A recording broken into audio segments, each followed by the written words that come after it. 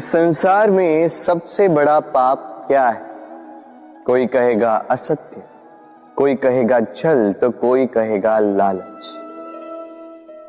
नहीं, संसार में सबसे बड़ा पाप है नारी का असम्मान, नारी का मान भंग करना। क्योंकि ये अपराध केवल नारी के शरीर को ही नहीं, उसके मन और उसके आत्मा पर भी प्रहार करती है। फिर प्रश्न ये उठते हैं कि जिसने भी ये अपराध किया है उसे दंड क्या दिया जाए? फिर कोई कहता है शारीरिक पीड़ा, कोई कहता है मृत्युदंड। किंतु इस अपराध का दंड निश्चित करने से पूर्व क्या ये जानना महत्वपूर्ण नहीं है कि अपराधी है कौन? अब आप कहेंगे कि सरल सी बात है, वही पुरुष जिसने स्त्री का मान भंग किया। किंतु क्या ये पूर्णतः सत्य है?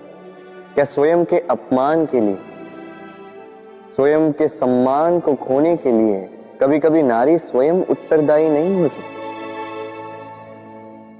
सोच के देखिए, सम्मान खोने से बचने के लिए पहले सम्मान की सीमा पर दृष्टि रखना आवश्यक है। रावण सीता का हरण इसलिए कर पाया क्योंकि सीता ने भोलेपन के कारण रावण का उस सीमा को लांघना सरल कर दी।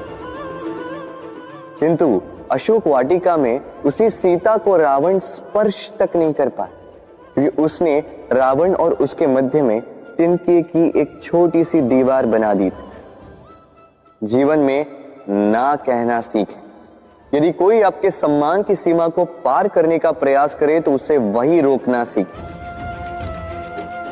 आपके ऊपर उठे पहले हाथ को, पहले कटाक्ष को वही रोक देना सीखें। फिर किसी पुरुष में साहस नहीं कि वो पुनः आपका अपमान करने का प्रयास भी कर सके, क्योंकि नारी जननी आराध्य है।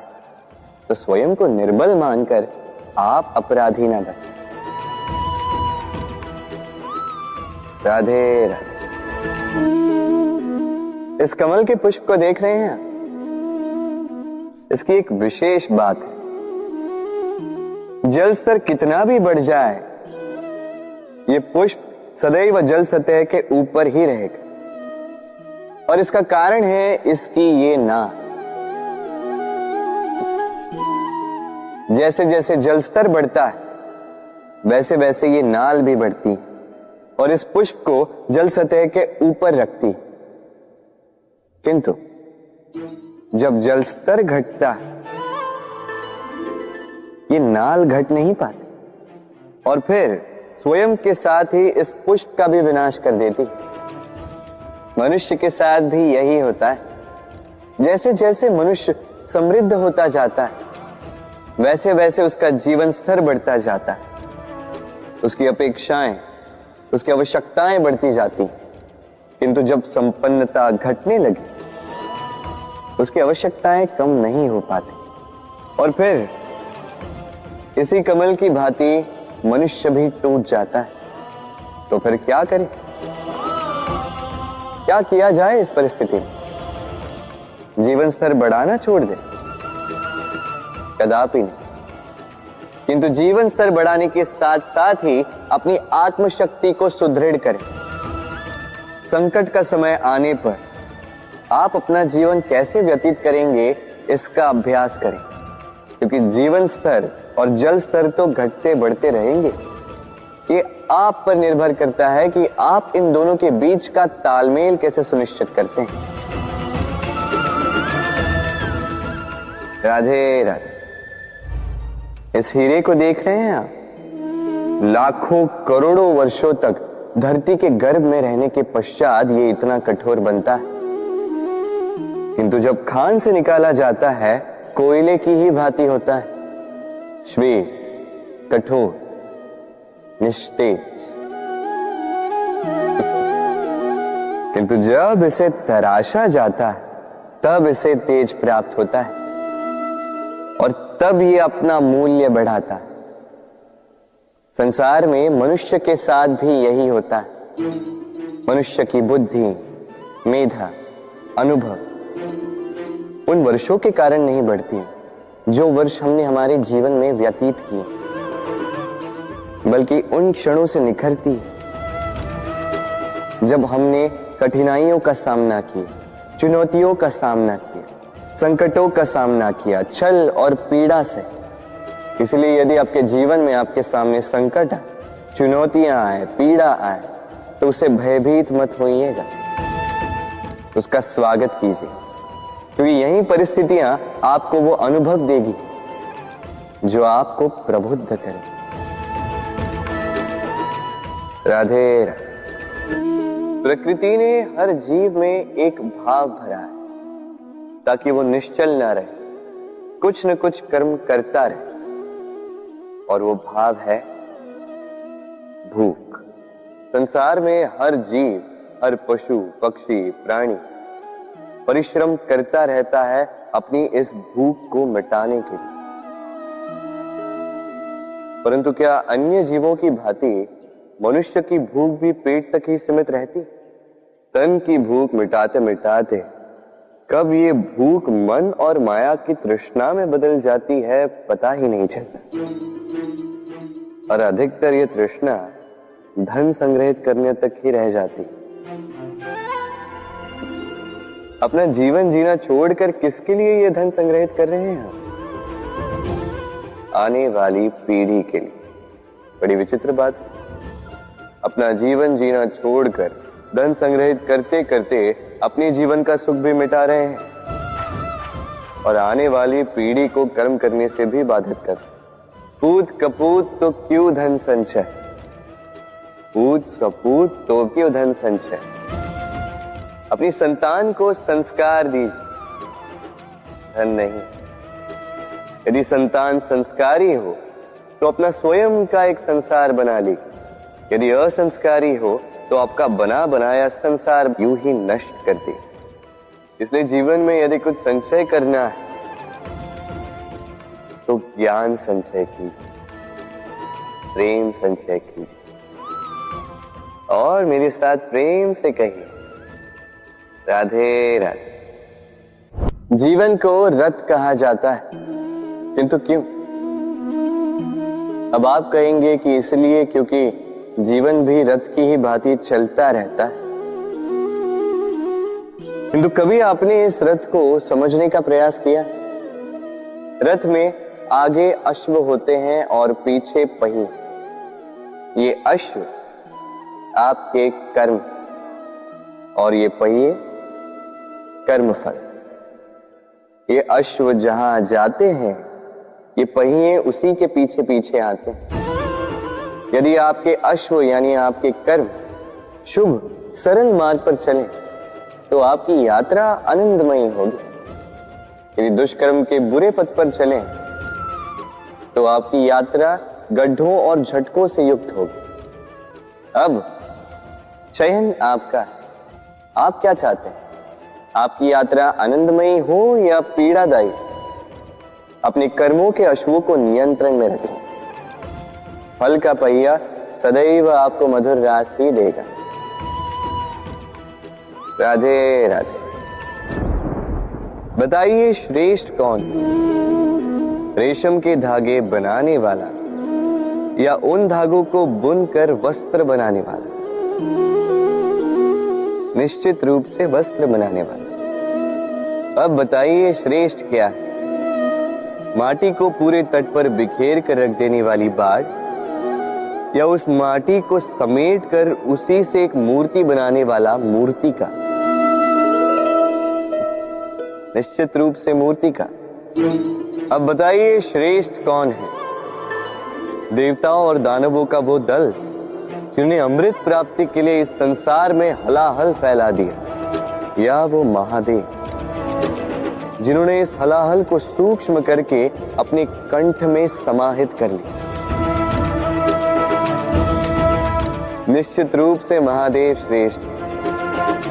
इसी प्रकार संसार में छोटी छोटी बातों को बड़ा करने वाले श्रेष्ठ नहीं होते, क्योंकि छोटी छोटी नोकझोंकों को द्वंद्व में परिवर्तित करना बड़ा ही सरल है। किंतु श्रेष्ठ सदैव वो होता है जो बड़े से बड़े युद्ध को समझौता बनाकर समाप्त कर दे। राधे राधे। संसार में सबसे कठिन कार्य क्या है? कोई कहेगा पर्वत पर चढ़ना, कोई कहेगा तैरना, कोई कहेगा उड़ना। किंतु क्या ये वास्तव में कठिन है? असल में देखा जाए तो बस ये थोड़े भिन्न है। जो कर्म हमारे लिए करना थोड़े भिन्न हो, हम उसे कठिन समझ लेते हैं। जैसे तैरने की कला भिन्न है।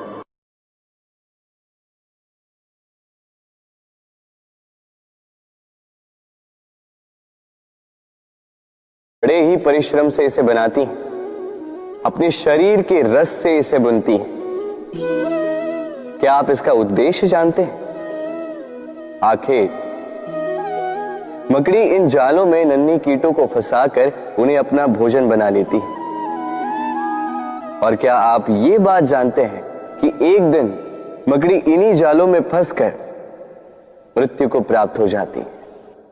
बताइए क्या करते हैं आप इन जालों के साथ? दिखते ही हटा देते हैं इनका अस्तित्व, है ना? दूसरी ओर चिड़िया का घोंसला। चिड़िया भी बड़े परिश्रम से इसे बनाती है,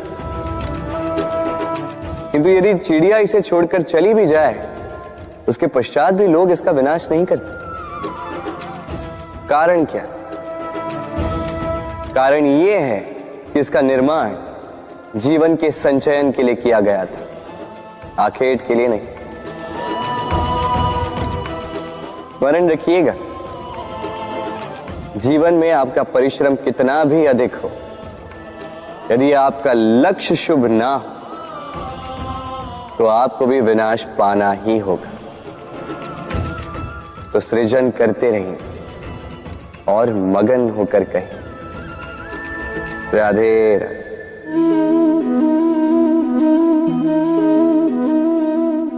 आपके विचार से मैं क्या कर रहा हूं? आप कहेंगे मैं दीपक जला रहा हूं। सही, किंतु प्रश्न ये उठता है कि क्या मैंने आपसे कहा कि ये दीपक है? नहीं। क्या इस दीपक ने स्वयं अपना परिचय आपको दिया? नहीं। फिर आपने कैसे जाना कि ये दीपक है? उत्तर है प्रकाश, जो स्वयं जल कर अंधकार में संसार को राह दिखाए, वो दीपक है। जो निराशा में आशा की ज्योत दिखाए, वो दीपक है। दूसरी ओर सर्प है, जो दिखे नहीं, बस फुफकार दे तो लोग भयभीत हो जाते हैं।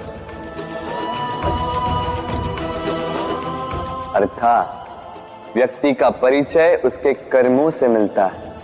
इसलिए आपको यह बताने की आवश्यकता नहीं कि आप कौन हैं। ये आपके कर्म ही निश्चित करेंगे कि लोग आपसे दीपक समझकर प्रेम करेंगे या सर्प समझकर भयभीत रहेंगे। राधे राधे। समय कितना विचित्र होता है। समय हमारे साथ हो तो हम स्वयं को राजा मान लेते हैं। वही समय यदि विरुद्ध हो जाए तो रंक बनने में समय नहीं लगता। इसलिए मनुष्य की एक आदत होती है, बुरे समय के लिए कुछ बचा कर रखता है। संबंधी, मित्र बुरे समय में साथ छोड़ देते हैं। यश, मान बुरे समय में चला जाता है। तो व्यक्ति सोचता है क्यों ना धन संचय कर।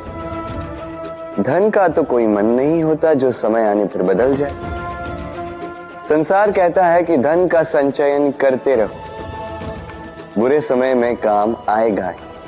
मैं कहता हूं शुभ कर्म करते रहो, आनंदित रहो, स्वयं पर और ईश्वर पर विश्वास रखो, बुरा समय कभी आएगा ही नहीं। राधे राधे। प्रकृति ने मनुष्य को एक विशेष शक्ति दी है। अन्य जीवों से अधिक शक्ति दी, स्मरण शक्ति। यही शक्ति मनुष्य को अन्य जीवों से भिन्न बनाती, इतिहास लिखने की प्रेरणा देती, ज्ञान को पीढ़ी दर पीढ़ी आगे भी बढ़ाती। और जो भूल जाते हैं, अधिकतर रूप से वो उपहास और दया के पात्र बन जाते हैं। परंतु क्या यही पूर्णतः सत्य है? नहीं। यही स्मरण शक्ति मनुष्य के विकास में सबसे बड़ी बाधा भी बन जाती है, उसके चित्त को दूषित कर देती। बुरे अनुभव, किसी का दिया गया धोखा, किसी का किया गया कटाक्ष मनुष्य भुला नहीं पाता और फिर लग जाता है प्रतिकार में। पहले समय नष्ट करता है प्रतिकार की तैयारी में, फिर समय नष्ट करता है प्रतिकार का अवसर ढूंढने में। यदि संतोष पाना है, यदि जीवन में आनंद पाना है, तो स्मरण शक्ति का सदुपयोग कीजिए। अपनी स्मरण शक्ति को केंद्रित कीजिए केवल अच्छी बातों और अच्छी यादों की ओर। जीवन में प्रसन्नता आए। राधे राधे। मनुष्य अपने परिवार के लिए क्या कुछ नहीं करता, दिन रात परिश्रम करता है ताकि अपने परिवार की आवश्यकता पूर्ति के लिए धन कमा सके। परंतु क्या केवल धन कमाना पर्याप्त है? आप कहेंगे हाँ, क्यों नहीं। धन से सब कुछ मिलता है, विद्या मिलती है, घर मिलता है, औषधि मिलती है, क्या कुछ नहीं मिलता।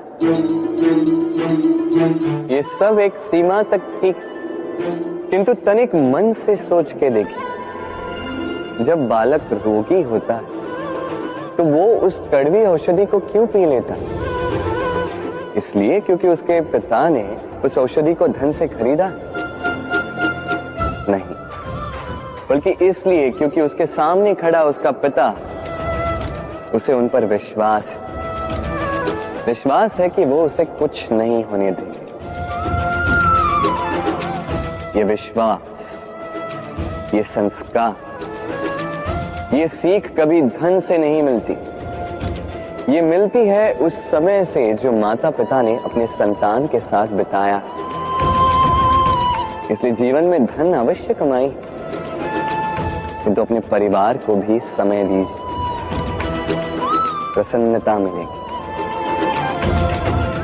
राधे राधे। मुझे बताइए, इस दीवार को तोड़ने का क्या लाभ है?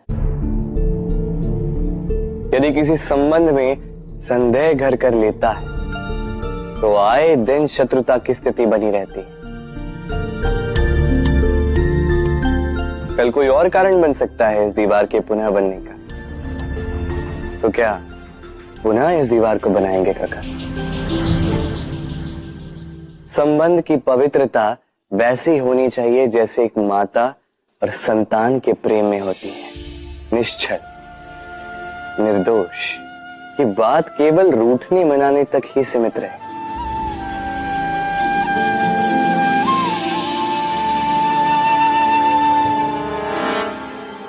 और कोई भी घुसपैठिया आकर भावों को दूषित न कर पाए। ना कोई वस्तु, ना कोई परिस्थिति, ना कोई व्यक्ति, कोई उन्हें अलग न कर पाए काका। सोचिए, यदि ये दीवार पुनः बननी है तो इसे तोड़ा ही क्यों जाए? यदि मन में एक अटूट संबंध स्थापित करने का दृढ़ निश्चय ही ना हो तो क्यों तोड़े इस दीवार को? बताइए, है विश्वास, है अटूट विश्वास कि ये संबंध कभी ना टूटेगा? यदि है तो तोड़ दीजिए इस दीवार को, अन्यथा पति पत्नी का संबंध सबसे बड़ा संबंध माना जाता है और है भी। सप्तपदी लेकर 7 जन्मों तक दोनों एक दूसरे के साथ जुड़ जाते हैं, एक दूसरे के अर्धांग बन जाते हैं। अर्धांग अर्थात अर्ध अंग। क्या इसका महत्व आप समझ पा रहे हैं? अपना समस्त जीवन किसी के साथ बांटना। किंतु क्या संसार के सारे पति पत्नी एक दूसरे के साथ अपना समस्त जीवन बांट सकते हैं? क्या इसमें सभी सक्षम रह पाए हैं? अपना जीवन किसी और के साथ बांटने के लिए सबसे महत्वपूर्ण बात है स्वीकृति, स्वीकार करना। सामने वाले व्यक्ति को स्वीकार करना, उसकी अच्छाइयां भी, उसकी बुराइयां भी। संपूर्णतः रूप से व्यक्ति को स्वीकार करना होगा, तभी ये संबंध बढ़ेगा, तभी ये संबंध और भी सुंदर बनेगा। एक दूसरे के दोष ढूंढना, उन्हें गिनाना, ये केवल और केवल एक ही कार्य करता है, इस संबंध के जीवन का नाश करता है। बस बदले में होना ये चाहिए, एक दूसरे के दोष समझकर उन्हें आभास करवाए बिना उन्हें सुधार देना चाहिए, उनकी कमियों को उनकी शक्ति बना देनी चाहिए। यही तो होता है दाम्पत्य, यही होता है बुराइयों का दमन, और यही होता है गुणों का उदय। राधे राधे।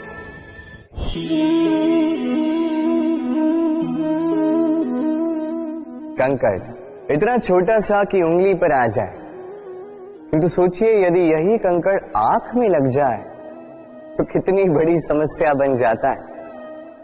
अब सोचिए ये कंकड़ आपके मार्ग में है, आप पादुकाएं पहनकर बड़ी सरलता से आगे निकल जा सकते हैं, किंतु यदि यही कंकड़ आपके पांव और पादुकाओं के बीच फंस जाए तो आप ठीक से चल नहीं पाएंगे, भले ही वो मार्ग पुष्पों से भरा क्यों ना हो। अर्थात आप बाहर की समस्याओं से, उन चुनौतियों से लड़ सकते हैं, भीतर की नहीं। भीतर की समस्याओं से लड़ना अत्यंत कठिन होता है, इसलिए सर्वप्रथम आप भीतर से शक्तिशाली हो जाइए, भीतर से पूर्ण हो जाइए, फिर आप इस संसार के समस्त समस्याओं और चुनौतियों से लड़ सकते हैं, आप विजयी हो सकते हैं। राधे राधे। प्रेम, ये प्रेम इस संसार में किसे नहीं भाता, हर किसी ने प्रेम का अनुभव किया ही, हर कोई जानता है ये प्रेम कितना सुंदर है, क्यों ना? ये प्रेम भाव इस संसार में सबसे शक्तिशाली भाव। अब हर शक्ति के साथ आते हैं कुछ उत्तरदायित्व। अब जैसे ही ये उत्तरदायित्व हमारे जीवन में आते हैं, हम सर्वप्रथम प्रेम को भूल जाते हैं, फिर हमें ये प्रेम, ये बोझ लगने लगता है।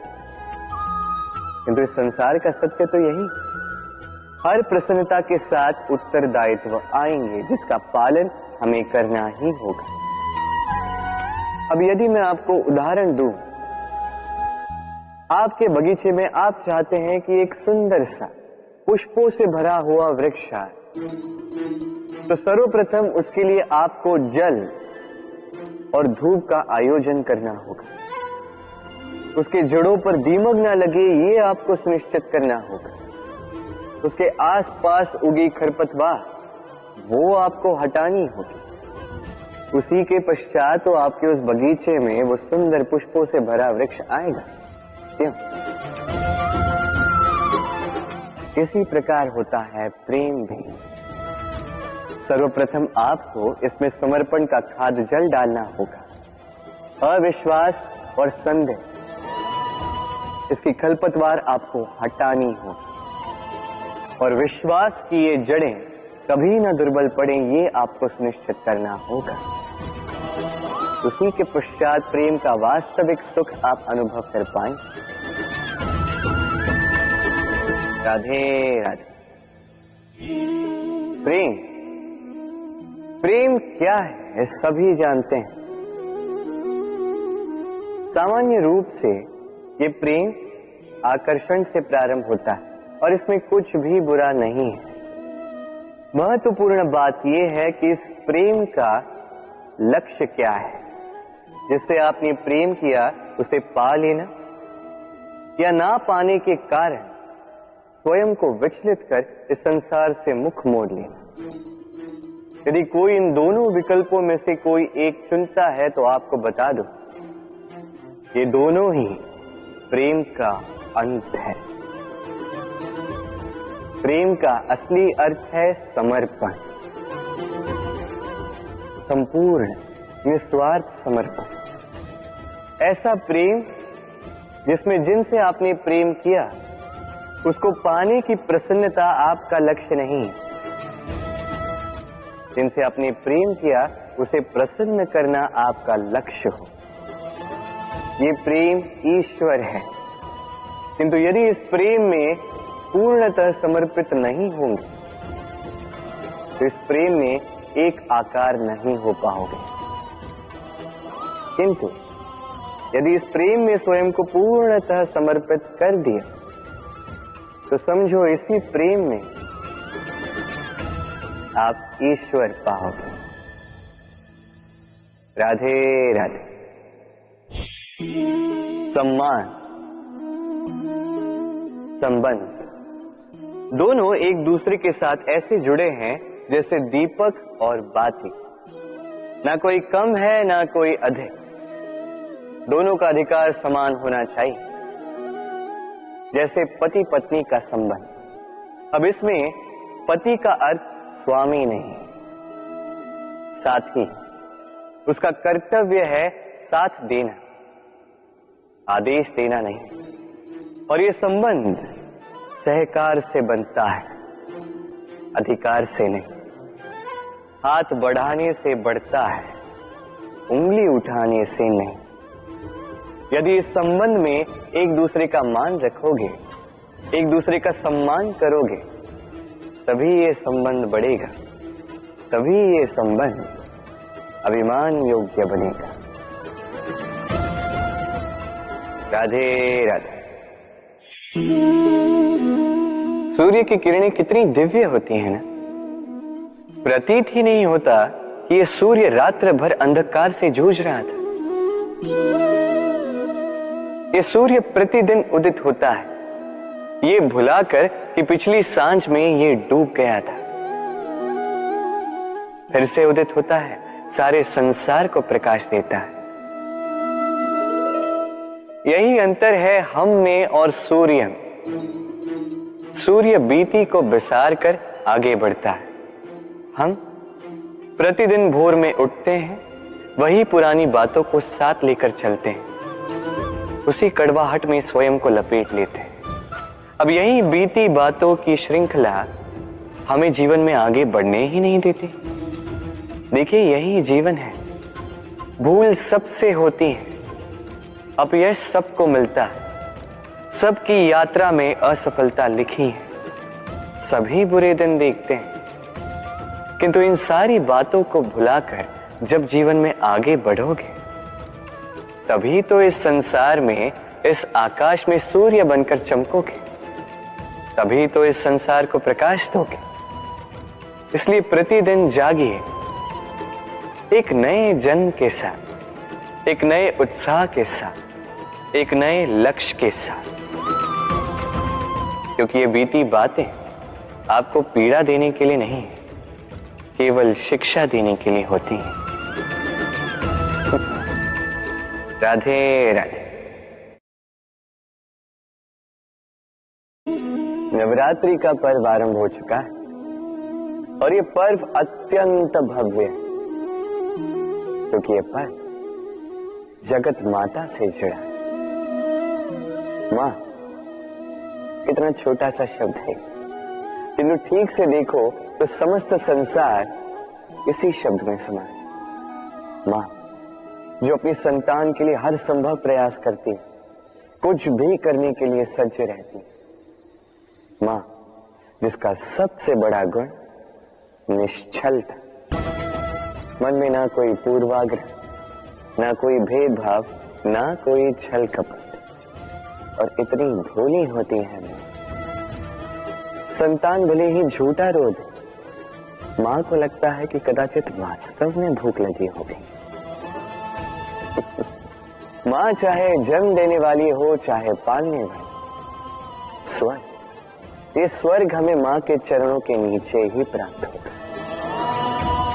इसी माँ को हमारा शत शत प्रणाम। राधे। सहनशीलता माँ का दूसरा सबसे बड़ा गुण। कहते हैं कि धरती से अधिक सहनशील और कोई नहीं। उसे खोदने के पश्चात भी धरती हमें फसल देती है, किंतु माँ, ये माँ धरती से कम सहनशील नहीं। तनिक सोचिए, 9 माह तक संतान को अपनी कोख में रखना, क्या ये सहनशीलता कोई पुरुष दिखा सकता? क्या ये सहनशीलता कोई पिता दिखा सकता है?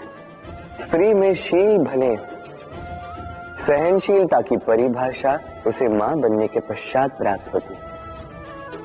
स्वयं का अस्तित्व भुलाकर संतान का अस्तित्व बनाती है। शिशु की लात खाकर भी आनंद से उसे दूध पिलाती है। ये होती है मां। और इसी मां जननी को हमारा शत शत प्रणाम। राधे राधे। मां का एक और सबसे महान गुण, स्वयं को ढालने की अद्भुत शक्ति। जिस प्रकार एक मां स्वयं को ढाल सकती है और कोई नहीं कर सकता। मां एक महानदी की भांति है, जिसकी ऊर्जा असीमित है किंतु अहंकार बिल्कुल नहीं। जिस प्रकार एक नदी ढलान के अनुरूप मुड़ जाती है, उसी प्रकार एक मां अपने संतान के अनुरूप ढल जाती है, चाहे जैसी भी परिस्थिति हो। उसके सोने के समय के अनुरूप स्वयं का सोना, उसके जागने के समय के अनुरूप स्वयं का जगना। संतान की इच्छा का भोजन वो स्वयं का मनपसंद भोजन बना लेती है। ये मां का आंचल ही तो है, जो धूप में छाप बनकर आता है, जो शीत में कंबल बनकर आता है। मां ऐसी होती है कि संतान की निद्रा ना टूटे, इसलिए एक करवट सोने का अभ्यास कर लेती है। और इतना स्वयं को केवल वही ढाल सकती है जो संतान की ढाल बन सकती है। इसी मां को हमारा शत शत नमन। राधे राधे। मां के 2 और सबसे महान गुण, साहस और संबल।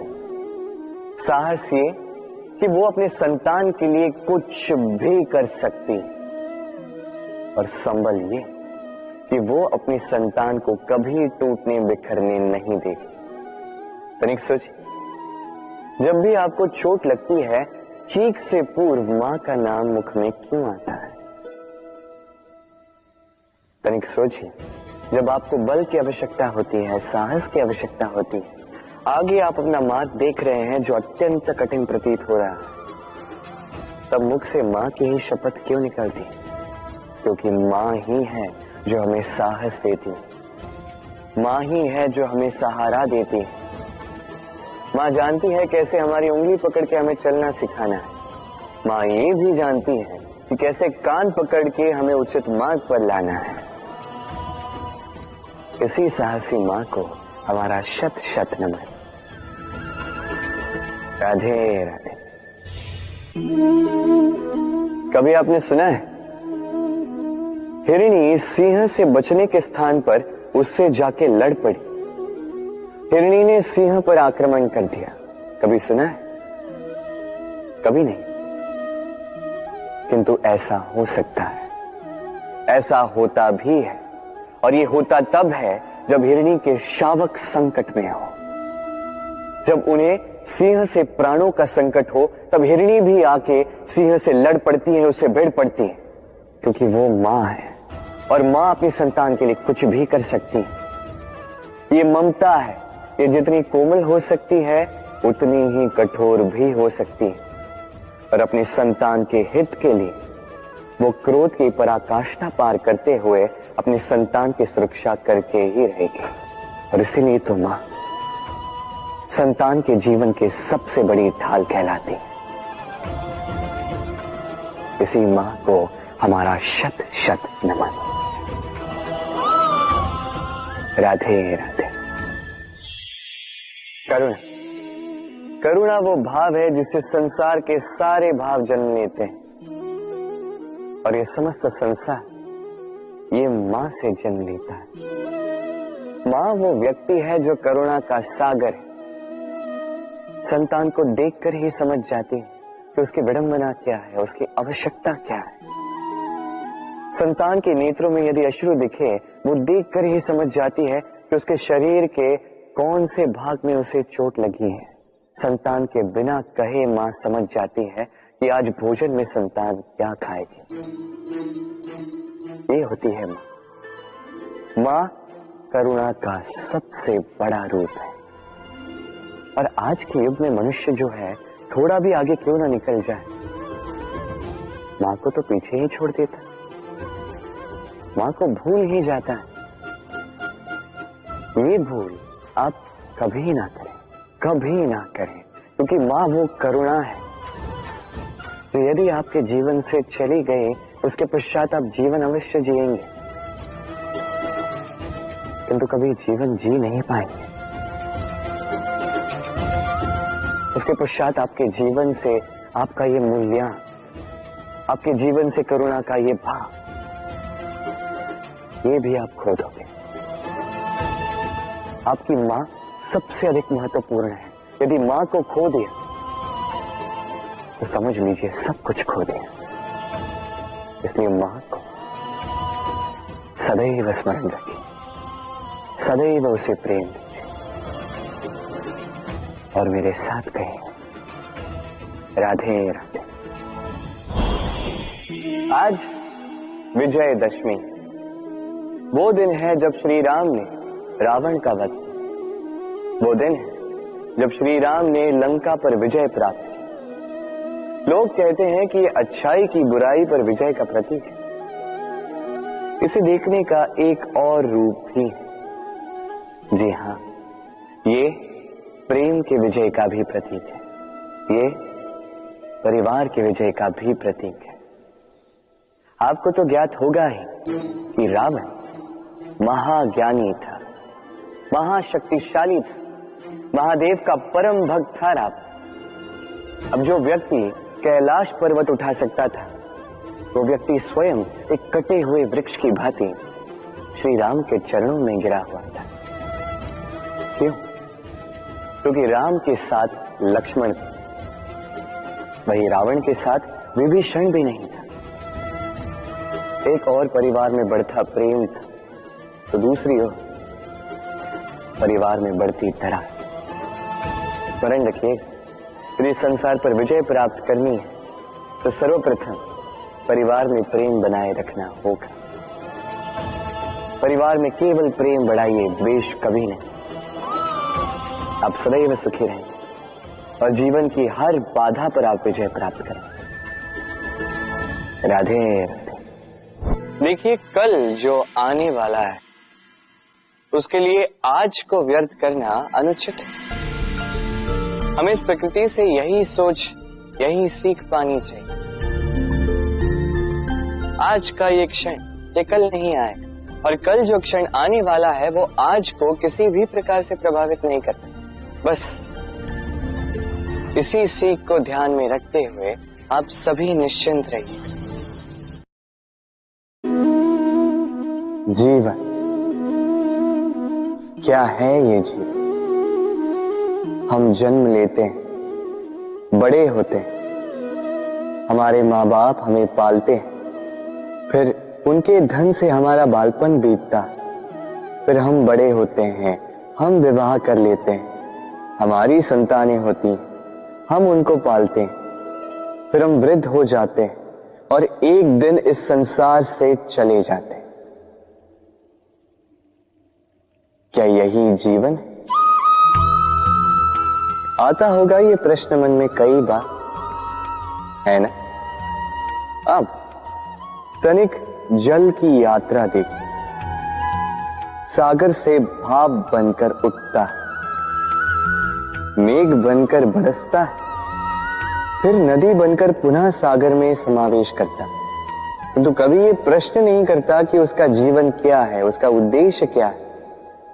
हर भाव जीता है और दूसरों के लिए जितना बन सके देता जाता। जब सागर में होता है तो असंख्य जल जीवों को जीवन देता है।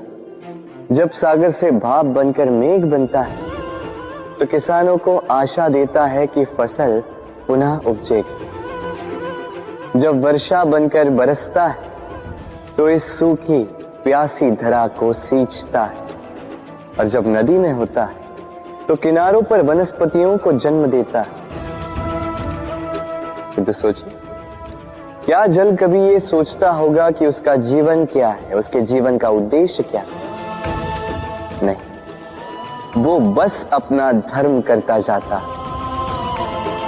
और जितना हो सके सबको आनंद देता जाता। इसलिए जीवन में कभी ये प्रश्न मत कीजिएगा कि ये जीवन क्या है, इस जीवन का उद्देश्य क्या है। बस इस जीवन को जिए और जितना हो सके उतना सबको आनंद दे। मन प्रसन्न होकर बोलेगा, राधे राधे।